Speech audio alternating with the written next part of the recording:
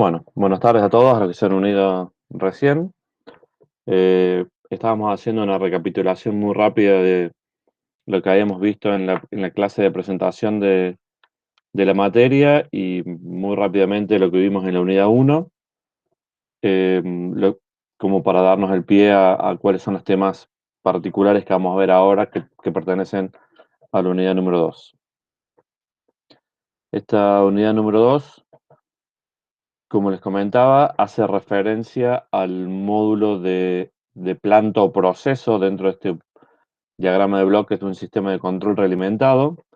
Y lo primero que vamos a ver es lo que se denomina caracterización de los procesos, es decir, cómo puedo sacar algún tipo de información analítica o matemática de los procesos que me permite después hacer una correcta selección de los algoritmos de control. El segundo punto de esta agenda para el día de hoy son justamente los modos de control. Cuando hablamos de los modos de control, nos referimos a los algoritmos para seguimiento del set point en mi estrategia de control. Ahí nosotros vamos a seguir la línea de los algoritmos clásicos, PPI, PID, proporcional, integral y derivativo. Vamos a ver que hay otros, por ejemplo, lógica difusa, redes neuronales, pero nosotros vamos por la línea clásica. Y después vamos a ver que para poder llevar a cabo la función de estos algoritmos, el elemento final de control tiene que estar correctamente seleccionado y ser acorde al tipo de algoritmo que vamos a utilizar, es decir, si el algoritmo es todo o nada o proporcional en el tiempo, necesitamos un tipo de salida particular, y si es proporcional, integral y derivativo, vamos a necesitar otro tipo de salidas. Entonces, eso es lo que vamos a ver al final del capítulo. Volvemos entonces a nuestro querido sistema de control realimentado, y en este caso lo reorganizamos al dibujo para centrarnos en el proceso, ¿sí? Lo que nosotros en realidad queremos es que nuestro planta o proceso se comporte de una determinada manera. Para que, para que eso suceda, voy a estar midiendo lo que sucede con la variable a la cual queremos prestarle atención, o sea, la variable controlada. En algún otro dispositivo vamos a realizar alguna tarea de toma de decisión entre el estado que estoy viendo que tiene mi variable y el estado que quiero que tenga mi variable. Y por último, vamos a tomar algún tipo de acción para poder modificar el proceso en caso de que no esté en el valor que yo quiero. Lo que estamos viendo acá es un gráfico típico de un sistema de control manual, como dice la imagen, em, que en los procesos industriales, y tomando en cuenta, por ejemplo, la variable temperatura, podría tomar estas formas, ¿sí? Acá tenemos nuestro proceso, lo que queremos es un determinado valor de variable controlada, que va a ser la temperatura, para lo cual lo vamos a medir. Esa medición la puedo hacer con diferentes tecnologías. Cuando veamos el capítulo 3, que es el de transductores y sensores, vamos a ver qué diferencia hay y cuándo se seleccionan cada uno de estos diferentes tipos de sensores. Pero básicamente tengo una etapa de medición de la variable, tengo una etapa de control de esa variable, es decir, este cálculo o esta relación entre el valor actual y el valor deseado, que como es un control manual, lo hace el operador. Luego, esa decisión es ejecutada o me sirve para modificar el estado de los elementos finales de control, que nuevamente en el caso del ejemplo, variable de temperatura en industria de procesos, puede tomar diferentes formas, principalmente una válvula, pero también puede ser un contactor, una válvula variable, un SCR, y la variable de proceso, mejor dicho, la variable manipulada, que es la variable que voy a utilizar para modificar el proceso, en este caso no, puede tomar la forma de una corriente de aire, una corriente de agua, una corriente de vapor, energía eléctrica, por ejemplo, en una resistencia. o algún otro tipo de fluido.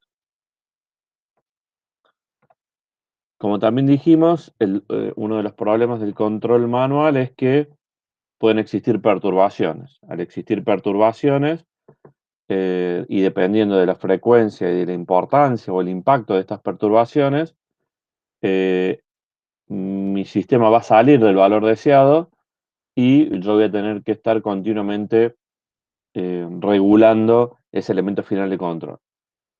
En algunos procesos, la frecuencia de las variaciones son lentas,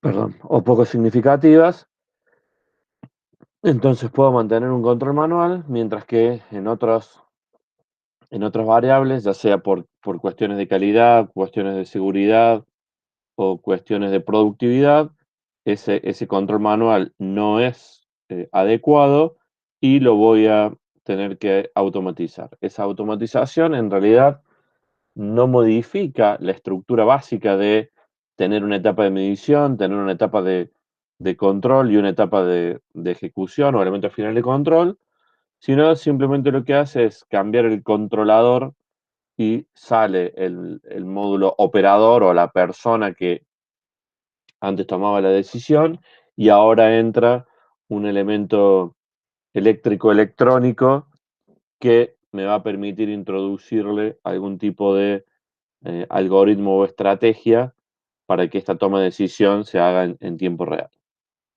¿Sí? De lo que acabo de decir se desprenden algunas preguntas, ¿no? Por ejemplo, dije para que el proceso se comporte como queremos. Bien.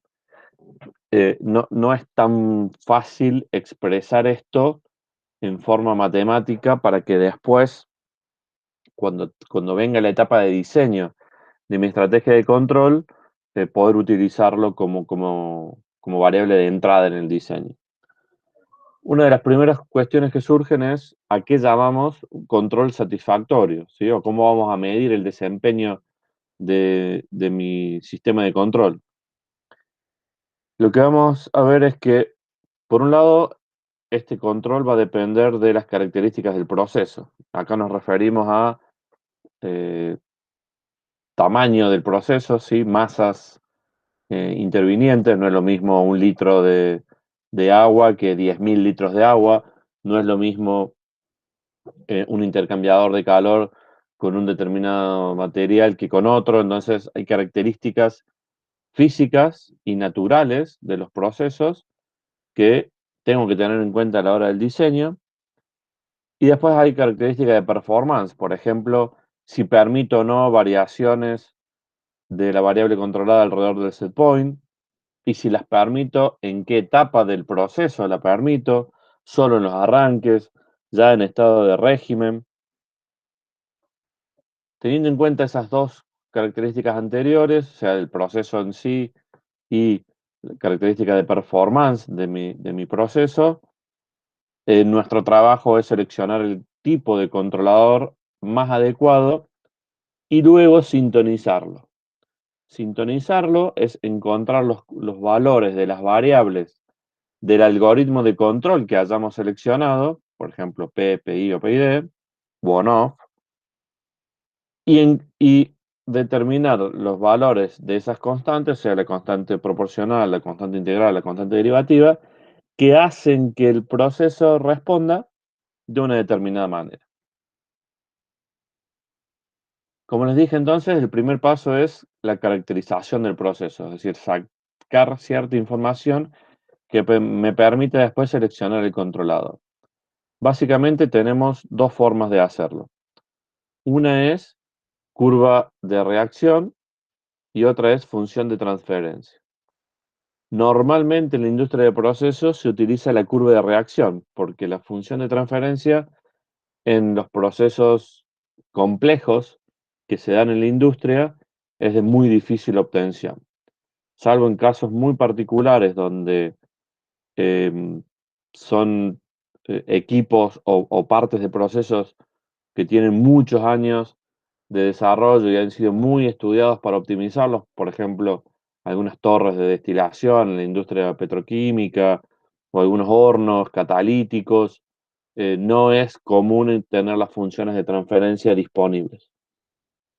Entonces, la forma más simple es mediante la curva de reacción, y es la que vamos a ver ahora.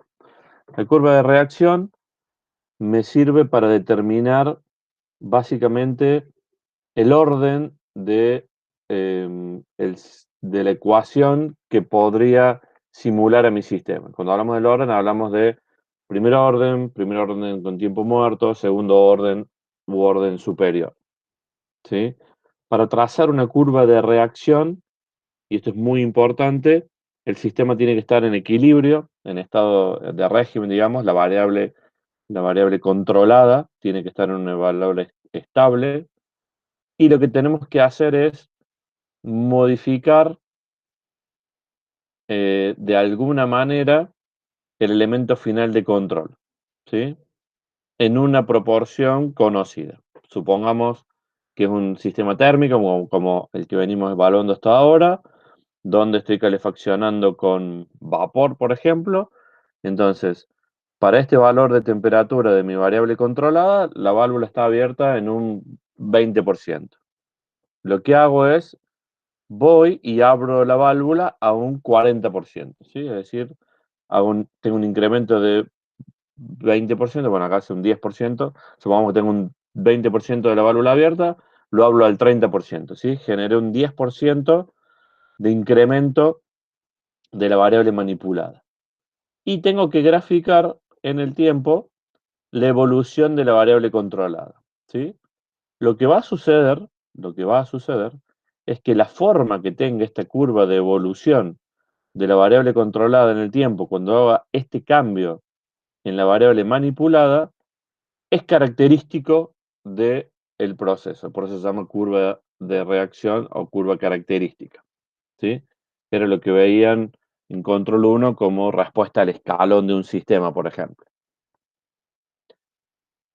Y después vamos a ver también que independientemente del valor con el cual hagan esta variación, 10, 20, 30, 50%, la forma de la curva se va a mantener. Puede cambiar un poco las pendientes o pueden cambiar los tiempos, pero la forma de la curva se va a mantener, porque es una propiedad del sistema. Esto, que se llama curva de reacción, después me va a servir para, por un lado, seleccionar el controlador y por otro lado, para pasar a la etapa de sintonización y hacer una sintonización óptima del controlador. Lo que vamos a ver que puede suceder es que tenga una forma de DS pronunciada o una forma más como si fuera una pendiente única desde que tengo la variación de la variable manipulada. Hay dos valores, hay dos valores de este gráfico que para nosotros tienen una particular importancia. Uno es el intervalo de tiempo hasta que la variable alcanza su mayor pendiente de variación, ¿sí? Vuelvo al dibujo anterior. En estas cosas, la pendiente de variación es una recta, vamos a estar acá abajo, que va cambiando en tiempo real, ¿sí? Y por ejemplo, en esta que está acá, la pendiente de máxima variación se da acá en el origen, apenas arranca el escalón. Esa, a, esa, a ese tiempo que va desde que se produce la variación hasta que tengo la pendiente de máxima variación, le vamos a llamar A. Y por otro lado, el valor B, que es el que nos interesa, es el valor de esta pendiente. Desde el punto de vista del control automático, podemos afirmar que la controlabilidad del proceso decrece cuando aumenta el producto de A por B. ¿Esto qué quiere decir? El tiempo A o el factor A que definimos está directamente relacionado con los tiempos muertos del proceso, ¿sí? Es, y como ya lo vamos a ver posteriormente, los tiempos muertos son algo, por un lado, no deseado y por otro, algo que realmente complica eh, la estrategia de control, ¿sí? Fíjense, por ejemplo, lo que pasa en la industria de aeroespacial, ¿sí? Y los terribles problemas en el control, por ejemplo, de las ondas enviadas a Marte, porque desde que llega la señal de video al operador y vuelve la señal de control, pasan 8 minutos, eso es un tiempo muerto, y en el medio la sonda pues, se puede destruir, se puede caer un pozo, se puede dar vuelta. En el caso de la industria de procesos, y por ejemplo en el caso de variables térmicas, también el tiempo muerto complica la realización de la estrategia de control porque continuamente estoy reaccionando o reaccionando tarde, ¿sí? Esos tiempos muertos por lo general están asociados físicamente a retardos en la propagación, ¿sí? Por ejemplo, en las paredes de los recipientes, en las paredes de los tubos en un intercambiador de calor. Y normalmente eso es una cuestión física de los materiales y también está asociada a los retrasos dependiendo de las constantes térmicas del proceso, ¿sí? Los materiales en sí. Veamos cómo funciona esto, ¿sí? En un ejemplo de proceso en particular. Supongamos que tenemos un recipiente, a ese recipiente lo llenamos con una cierta cantidad de fluido, lo calentamos y medimos la temperatura con una termocupla que está dentro del mismo recipiente, ¿sí? Vamos a utilizar un homogenizador para que la temperatura sea la misma en todo el volumen del recipiente. Si nosotros hacemos la curva de reacción de este proceso, que en este caso consistiría, por ejemplo, en llevar a esto a una determinada temperatura, empezar a graficar y luego aumentar la potencia de calefacción. Acá esto va a depender de con qué estemos calefaccionando. Puede ser abrir una válvula, puede ser em, aumentar un tiempo en el caso de que sea una salida PWM, o puede ser aumentar la corriente en el caso de que la calefacción sea por resistencia, ¿sí? El hecho de modificar la variable manipulada depende específicamente de cómo estemos manipulando justamente esa variable.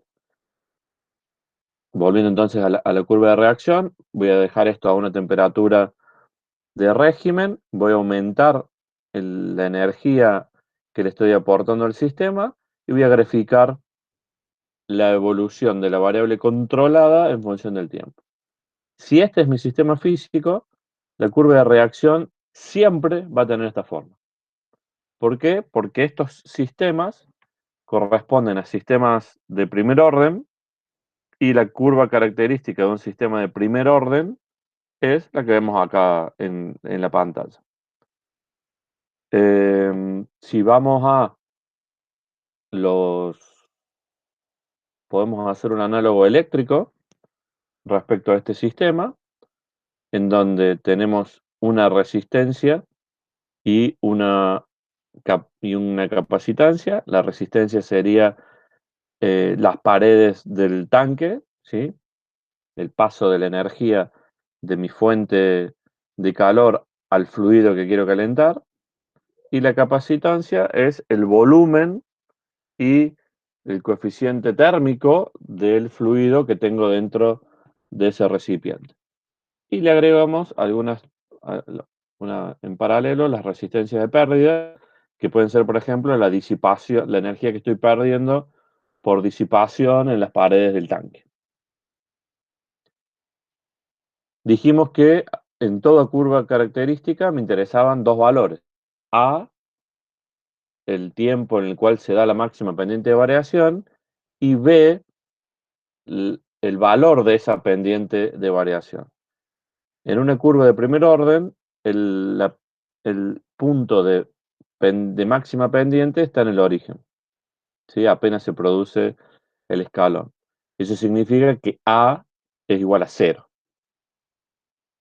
Independientemente del valor de esa pendiente, A por B va a ser cero. Esto significa que un sistema de primer orden es el sistema más fácil de controlar. Y después eso lo vamos a ver que es así en la vida real. Fíjense la siguiente modificación en el ejemplo que teníamos. El tanque es el mismo, el sistema de calefacción es el mismo, sigo homogenizando porque de esa forma todas las temperaturas en el interior del tanque va a ser la misma, pero ahora, en vez de poder medir la temperatura en la pared interior del tanque, como veíamos anteriormente, supongamos que este es un tanque que por algún motivo no puedo medir en su interior y tengo que medirlo en la cañería de salida. ¿Qué es lo que estamos introduciendo con este desplazamiento de elemento sensor respecto al tanque o a mi proceso? Y un retardo. Un tremendo retardo, ¿sí? El famoso tiempo muerto.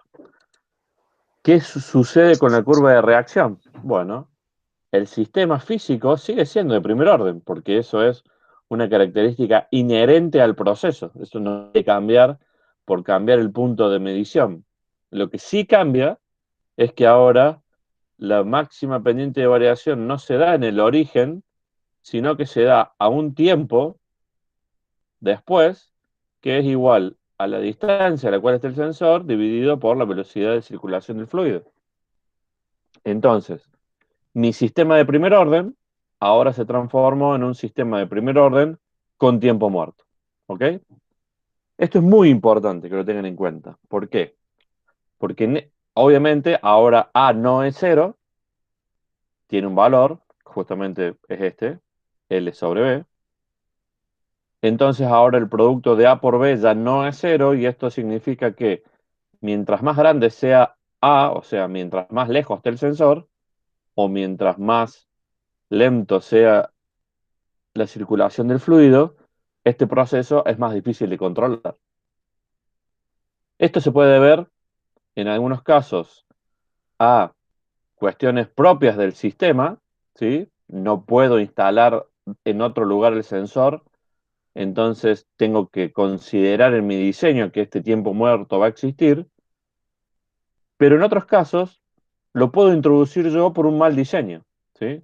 Si yo elegí mal la posición de montaje del sensor, estoy introduciendo un tiempo muerto o un retardo en todo el sistema innecesario que a su vez va a repercutir en la performance o en el comportamiento final del proceso. ¿Ok? Entonces, esto lo quiero remarcar muy particularmente cuando veamos la parte de sensores. La selección de la ubicación del sensor empieza a tomar una importancia particular porque me puede cambiar la caracterización del proceso introduciendo retardos o tiempos muertos innecesarios. ¿Sí? Esa es la moraleja. Fíjense, ahora vuelvo a mi tanque original, vuelvo a la medición en el tanque, pero ahora tengo una variación física del sistema. ¿Sí? En vez de tener una conducción directa del calor de la fuente al fluido, en este caso el tanque tiene una placa metálica, ¿sí? Entonces, en realidad yo lo que hago es, con este calor, calentar la placa metálica y esa placa metálica es la que después calienta el fluido de proceso. Si yo hago la curva de reacción de este proceso, ¿qué va a suceder? ¿Va a ser idéntica a la del primer caso o no? ¿Qué piensan? No, porque ahora va a depender de la conductividad sería del metal. Exactamente, o sea, este sistema físicamente no es igual al anterior, por lo tanto su curva característica no puede ser igual al anterior, porque es una característica física del sistema. Este sistema, cuando trace la curva de reacción, va a tener esta forma, su curva de reacción. ¿Por qué? Porque responde a la forma de un sistema de segundo orden. Y sabemos que es de segundo orden porque puedo hacer un análogo eléctrico en donde ahora tengo la resistencia 1 y la capacitancia 1, que son las de la placa metálica, ¿sí? Y después tengo una resistencia 2 y una capacitancia 2, que son las del fluido de proceso, ¿sí? La fuente de energía calienta la placa, ese calentamiento se acumula en el material de la placa y eso es la energía inicial 2 que calienta el fluido, que pasa al fluido y calienta el volumen de fluido de procesos. Y también tengo la resistencia de pérdidas, como en el caso anterior. En estos sistemas de segundo orden, la pendiente de máxima variación ya no se da en el origen, sino que se da en donde hay el cambio de dirección en el centro de la curva. Por lo tanto, A ahora ya seguramente no va a ser cero, A es este valor, y B tampoco es cero, por lo tanto, A por B tiene un valor numérico que me va a hablar de la controlabilidad o incontrolabilidad de mi sistema. ¿Ok? Una cosa que quiero hacer notar respecto al sistema de segundo orden. Nosotros, en el caso del ejemplo, pasa lo mismo que con el sistema de primer orden con tiempo muerto. Puede ser que la característica física del proceso sea la que vimos, o sea, el tanque tiene una placa en su base que la tiene que tener por algún motivo, pero también puede suceder que por falta de mantenimiento lo que haya pasado es que se haya depositado, por ejemplo, sarro o incrustaciones en la base del tanque. Entonces yo originalmente eh, contaba con un sistema de primer orden, pero después, por el paso del tiempo o por falta de mantenimiento, se convirtió en uno de segundo orden. ¿Sí? Si ese sarro llega a tener un espesor considerable, se transforma como una resistencia y una capacitancia. Entonces, yo diseñé toda una estrategia de control, seleccioné el controlador y lo sintonicé para un sistema de primer orden y resulta que ahora mi sistema es de segundo orden. Por lo tanto, va a dejar de comportarse como fue diseñado y digamos, su funcionamiento va a ser diferente. Esto muchas veces pasa estaba andando bien y dejó de andar. Bueno, no es que dejó de andar.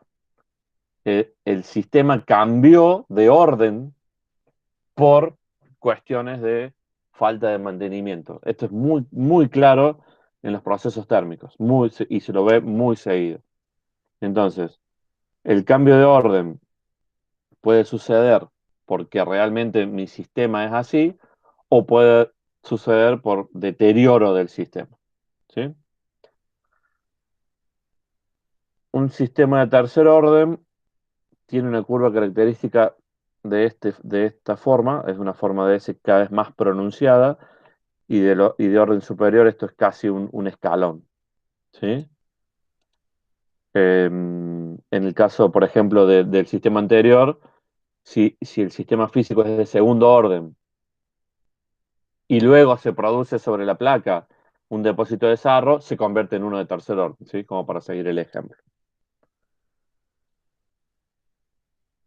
Como les dije, eso es la función, la curva de reacción y esa es la información que nos, que podemos obtener mirando la curva de reacción. Después, dentro de un rato, vamos a ver cómo sacarle datos en forma matemática a esa curva de reacción para poder seguir con las etapas de selección del algoritmo primero y sintonización después. La otra forma de caracterizar el proceso es mediante la función de transferencia. Esta función de transferencia, como les dije, en realidad es una relación entre entrada-salida, como cualquier función de transferencia, siendo en este caso la entrada la cantidad de energía que le voy a meter al sistema y la salida la temperatura a la cual evoluciona mi variable controlada.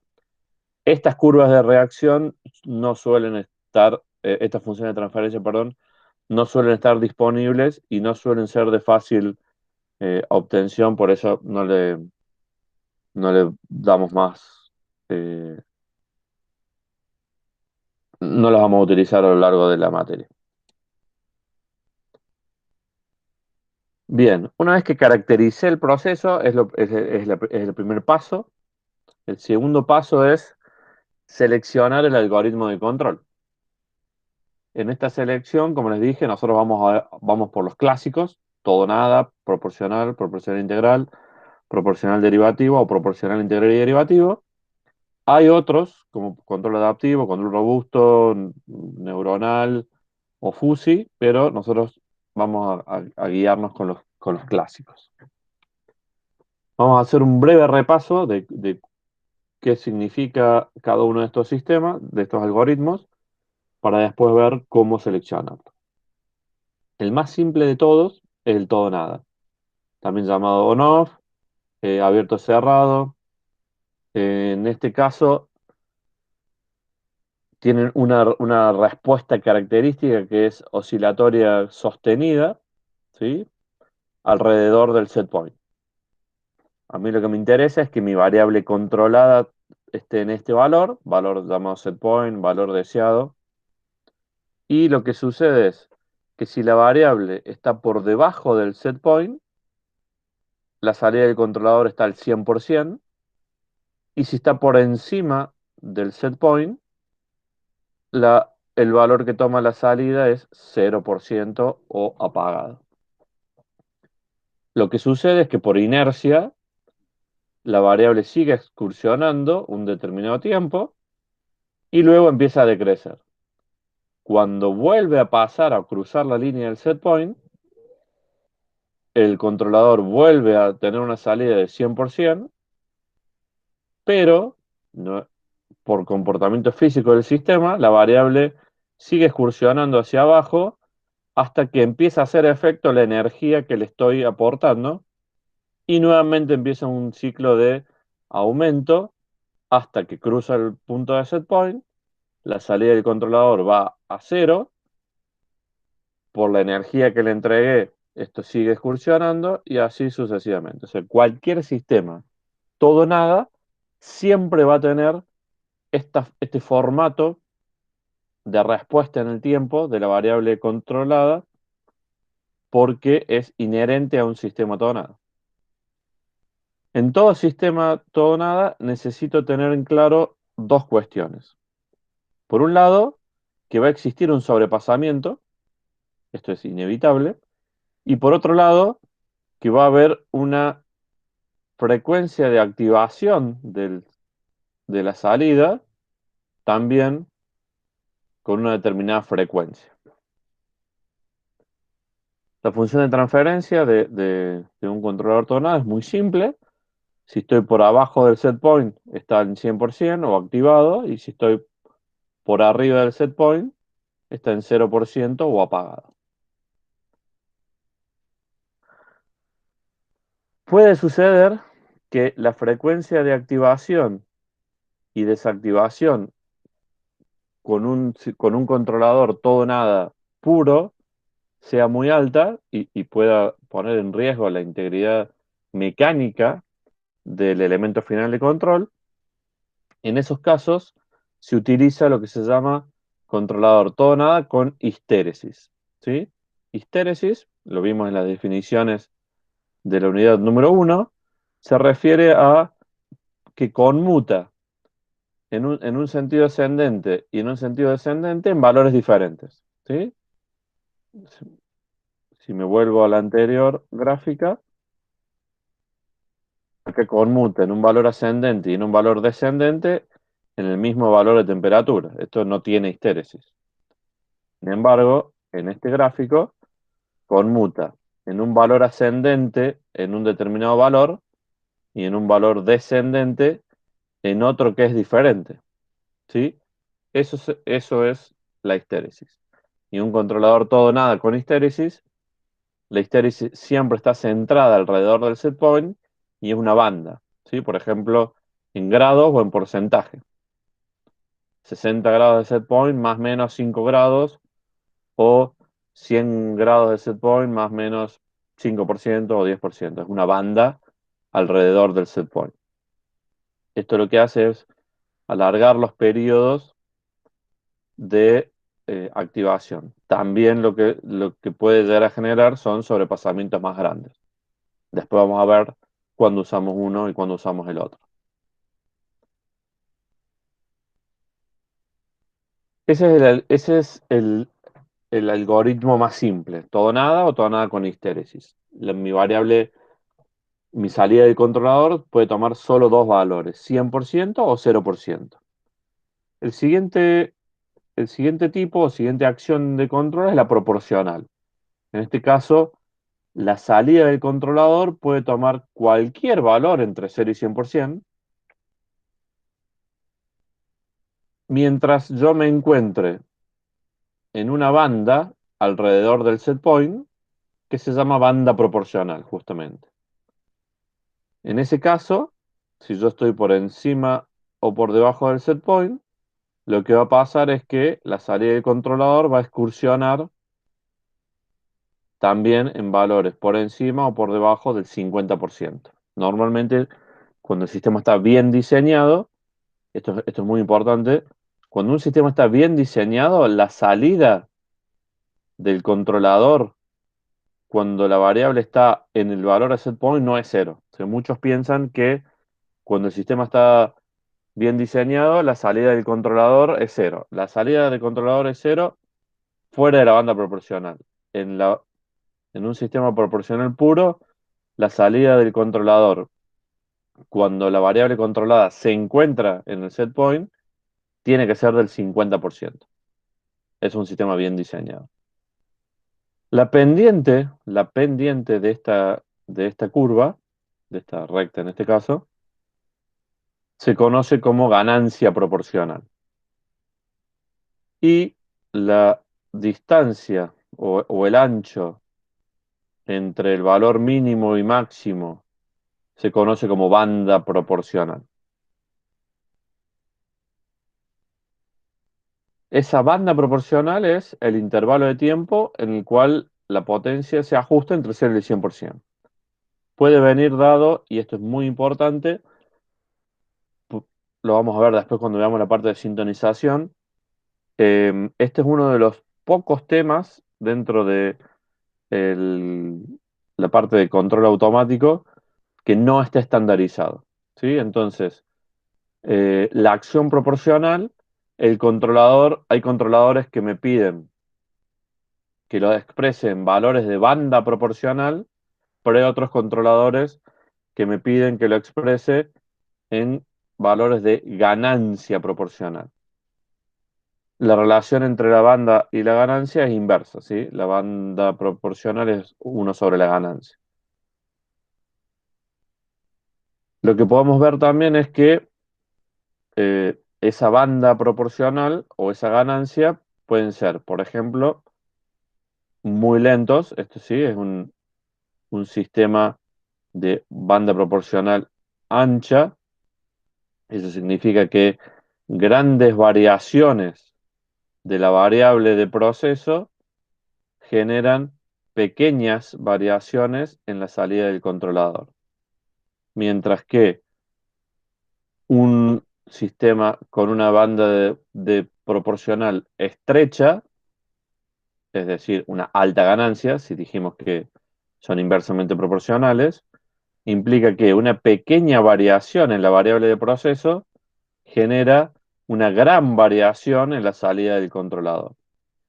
Y fíjense, el extremo, ¿sí?, de una acción proporcional, es decir, cuando la ganancia es máxima, esto es una recta y esto se transforma en un todo nada, ¿sí?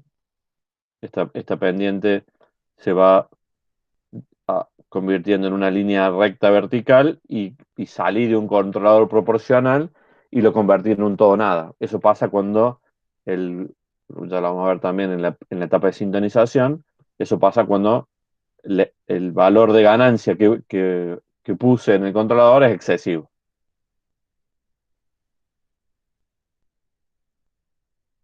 Uno de los problemas que puede llegar a tener sí, un algoritmo proporcional puro es la aparición de lo que se llama offset o corrimiento en régimen.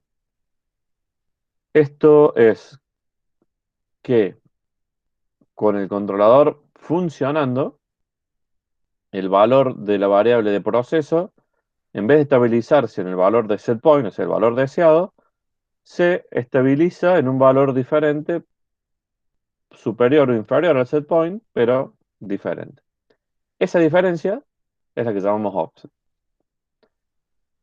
Y esto también quiero que lo, lo discutamos y lo repito todas las veces que haga falta, porque es muy importante que lo entiendan. ¿De qué depende, de qué depende de que exista o no offset en un determinado proceso? Para hacer eso, vamos a hacer una comparación de un sistema. Por un momento vamos a considerar que tenemos la función de transferencia de mi proceso y que es un proceso lineal. Entonces ya arrancamos mal porque no existen procesos lineales en la industria, pero a los fines de explicar el proceso nos viene bárbaro. Esta es la función de transferencia de mi proceso y esta, arranquemos por la del medio, es la función de transferencia de mi controlador. ¿Sí? Supongamos que lo estoy haciendo trabajar con un set point a 500 grados y para un controlador que tiene esta pendiente, o sea, esta ganancia, o sea, esta banda proporcional, la salida del controlador cuando la variable de proceso está en 500 grados es del 50% y el punto de equilibrio entre el proceso y el controlador es, como lo vemos en el gráfico, exactamente eso. Eso significa que para este proceso, cualquiera sea, con este controlador trabajando en este set point, el offset es cero. Es decir, mi proceso y mi controlador coinciden en el punto de trabajo, con lo cual el proceso va a estar en 500 grados sin ningún tipo de problema. Veamos ahora qué pasa si al mismo proceso y al mismo controlador lo saco de esa zona de trabajo y lo hago trabajar en otro set point. Supongamos que ahora mi set point es de 200 grados. ¿Sí? Dijimos que el set point centra a la banda proporcional. ¿Sí? Por lo tanto, centrado en la banda proporcional, la ubicación de la función de transferencia de mi controlador ahora es esta. En el set point no hay intersección entre el controlador y el proceso, como si en este caso. La intersección se produce en este punto. Y esto es lo que va a pasar en la vida real. O sea, la física es eh, insoslayable. Lo que va a suceder es que este sistema, así como lo configuramos, va a trabajar en un valor por encima del set point. El valor final al cual va a llegar el sistema es este. Significa que va a existir un set point y ese set point va a ser positivo. Vamos al otro extremo. Mismo proceso, mismo controlador, pero ahora lo quiero hacer trabajar en 800 grados. Nuevamente, centrado en el set point, pongo mi banda proporcional. Nuevamente, el punto de intersección entre las funciones de transferencia no es este punto, sino que es este de acá arriba. Eso significa que el valor real de temperatura al cual va a llegar el sistema es este. Nuevamente tengo un offset y tomo un valor negativo, ¿sí? Por defecto va a ser menor a 800. Entonces fíjense, el mismo proceso y el mismo controlador puede generar tres situaciones diferentes. Que no tenga offset, que tenga un offset positivo o que tenga un offset negativo. Esto es lo que explica que pueda o no haber offset en un sistema. Depende de el punto de equilibrio entre la función de transferencia de mi proceso y la función de transferencia de mi controlador. Eso significa que si yo tengo que cambiar el set point, ¿sí?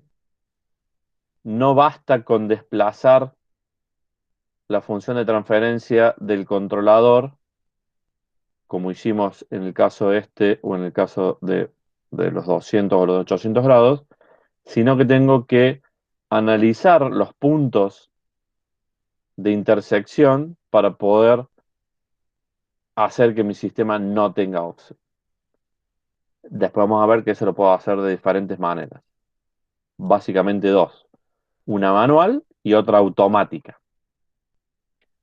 La forma manual de hacerlo es modificar la pendiente de mi banda proporcional. O sea, a medida que cambio el set point, voy acomodando a mano, desplazo, acomodar a mano significa desplazo la banda proporcional para hacerlo trabajar en donde quiero. Eso funciona, pero no es muy práctico. Entonces, para eso se inventó la acción integral. La acción integral lo que hace es acumular la integral del error dentro de la banda proporcional y modificar la salida del controlador en función de esa señal de error.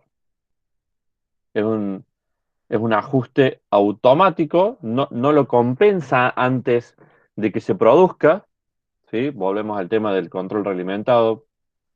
La acción integral tiene que haber un offset para que la acción integral lo detecte y lo corrija. En los primeros controladores, los primeros controladores eran de origen mecánico o neumático, no eran microprocesados como los conocemos ahora, y había un problema de base que se llamaba saturación integral. ¿Por qué?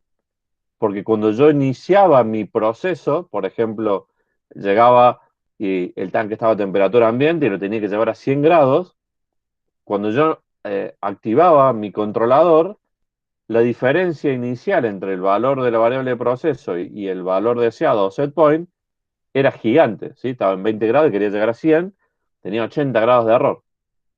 Entonces, durante mucho tiempo iba acumulando ese error, integrando la señal de error, y lo que sucedía era que después tenía tremendos sobrepasamientos porque tenía que sobrecompensar el tiempo que había estado por debajo del set point. Eso en los controladores actuales no sucede porque la acción integral queda anulada fuera de la banda proporcional. Entonces, durante todo el tiempo que la variable está por fuera de la banda proporcional, tanto sea por abajo o por arriba, la acción integral está inhibida, no está integrando la señal de error, con lo cual no estoy sobreacumulando un valor que después tenga que compensar. ¿Sí? Eso se llama saturación integral. Hay otro problema que me puede suceder. Digamos, la acción integral lo que compensa entonces es el offset o diferencia entre el valor de la variable en régimen respecto al valor de set point. Tiene que ver con el tiempo que está presente esa señal de error. Hay algunas variables que tienen excursiones muy rápidas, ¿sí? O sea, son de muy corta duración, pero de mucha amplitud. En ese caso, la integral toma un valor muy pequeño y no logro compensarlo. No es el caso de la variable temperatura. La variable temperatura es una variable lenta, pero, por ejemplo, la variable caudal o la variable presión sí pueden presentar este comportamiento de alguna variación de muy alta, de muy gran amplitud, pero de muy corta duración.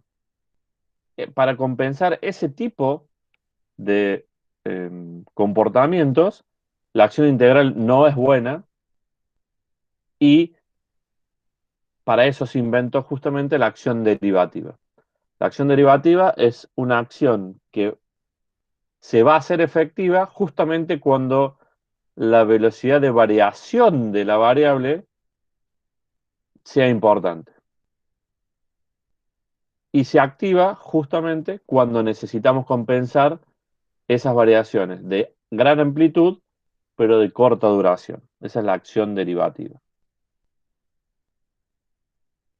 Las acciones integrales y las acciones derivativas no existen como acciones puras, sino que se adosan o se activan en un controlador proporcional. ¿Sí? Sí existe un proporcional puro, sin acción integral y sin acción derivativa, pero no existe un controlador con acción solo integral o con acción solo derivativa.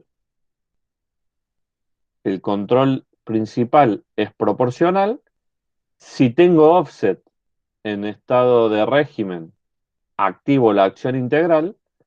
Y si tengo excursiones de la variable controlada de gran amplitud, pero de corta duración, activo la acción derivativa. Así funciona.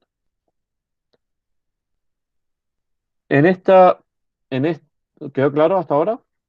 Tanto lo del offset como lo de la acción integral y la acción derivativa. Sí, profe, por lo menos, todo Bien, claro. buenísimo. Bueno,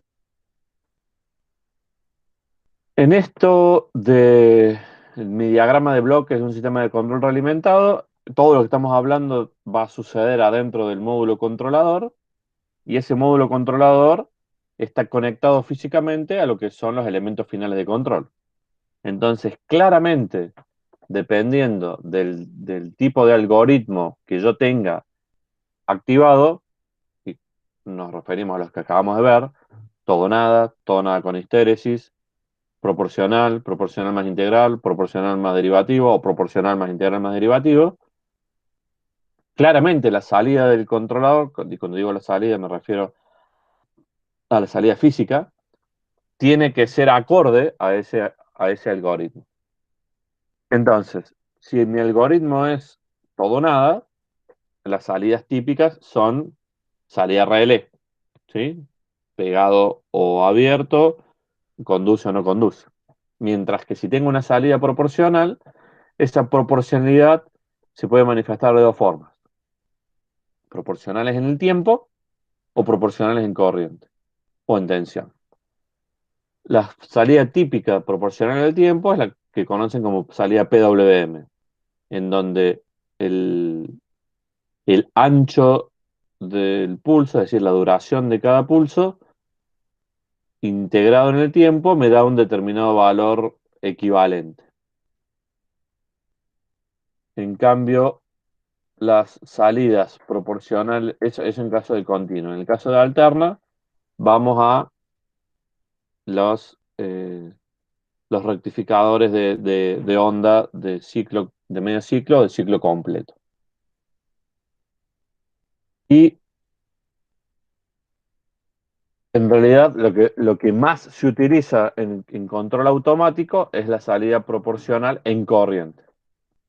Típicamente la señal es la de 420 mA, donde 4 mA representa el valor de 0% y 20 mA el de 100% de excursión de la variable del controlador, que sería la entrada del elemento final de control.